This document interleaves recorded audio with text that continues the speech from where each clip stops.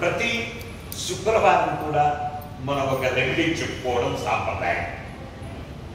ఈ శుక్రవారం చెప్పబోయేటటువంటి రెమెడీ ఏ మానవుడైతే ఆర్థికంగా ఇబ్బందులు పడుతూ ఉన్నాడో, ఏ మానవుడైతే అత్యుగంలో సర్వ సుఖాలు అనుభవించి మహోన్నత స్థితిని రావాలి అని కోరుకుంటున్నాడు, అలాంటి మానవుడు రెండు ఉపాయాలు చెప్తారు. ఆ రెండు ఉపాయాలను ప్రాక్టికల్ గా పాటించండి. అందులో ఒకటి పాటిస్తే చాలు. కానీ ఎవరైతే ఆర్థికంగా సమర్థత లేని వాళ్ళు ఉంటారో అలాంటి వాళ్ళు ఆ రెండవ ఉపాయాన్నైనా పాటించండి. ఇక కొద్ది దోషాలు ఉండి వాళ్ళు ఆర్థికంగా ఇబ్బందులు తగ్గకుండా ఉన్నట్లయితే మంగళవారం రోజున ఏం చేయాలి? ఆలయానికి వెళ్ళి సర్పరూపంలో ఉన్నటువంటి సుబ్రహ్మణ్య స్వామికి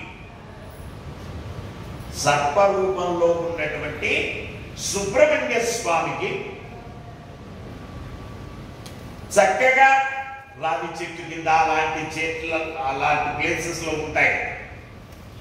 సర్పరూపంలో ఉన్నటువంటి సుబ్రహ్మణ్య స్వామికి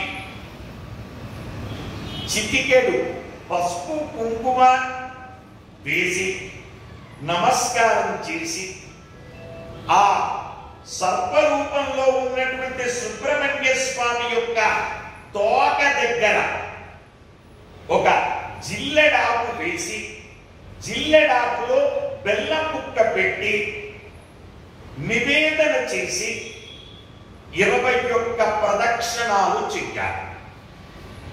అలా 21 మంగళవారాలు చెయ్యాలి.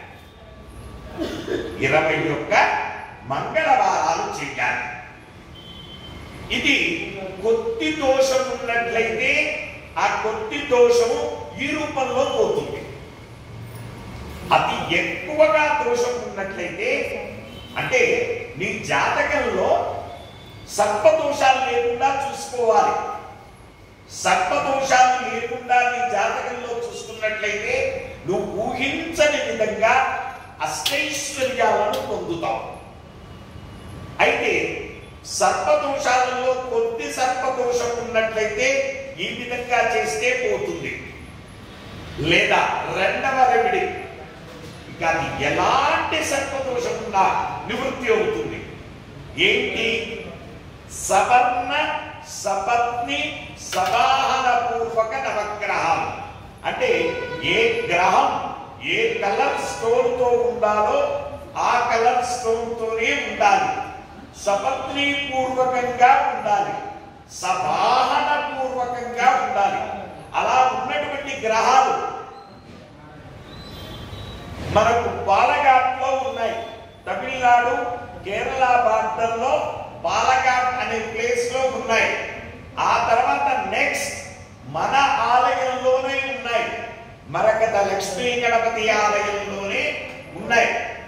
కాబట్టి ఐదర్ అక్కడికైనా లేదా ఇక్కడికైనా వచ్చి 21